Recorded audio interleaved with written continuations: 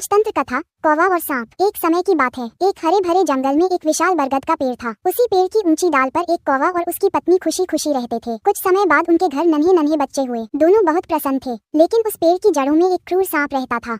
वह बहुत ही चालाक और निर्दयी था। जैसे ही कौवे भोजन की तलाश में बाहर जाते, सांप मौका पाकर पेड़ पर चढ़ जाता और कौवे के बच्चों को निगल जाता। जब कौवे लौटते तो उन्हें केवल खाली घोंसला ही मिलता। ये देखकर दोनों बहुत दुखी हो जाते। कई बार ऐसा होने के बाद कौवे की पत्नी रोते हुए बोली, हमारे बच्चे इस तरह मरते रहे तो हमारा वंश ही समाप्त हो जाएगा। हमें कोई उपाय सोचना होगा। कौवा भी बहुत परेशान था।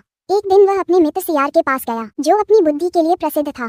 कौवे ने अपनी सारी समस्या उसे बता दी। सियार कुछ देर सोचता रहा, फिर बोला, शक्ति से नहीं, बुद्धि से काम लो। राजमहल के पास जाओ, वहाँ से कोई कीमती गहना उठाकर सांप के बिल में डाल दो। कौवे को यह उपाय समझ में आ गया। वह उड़कर राजा के महल पहुँचा।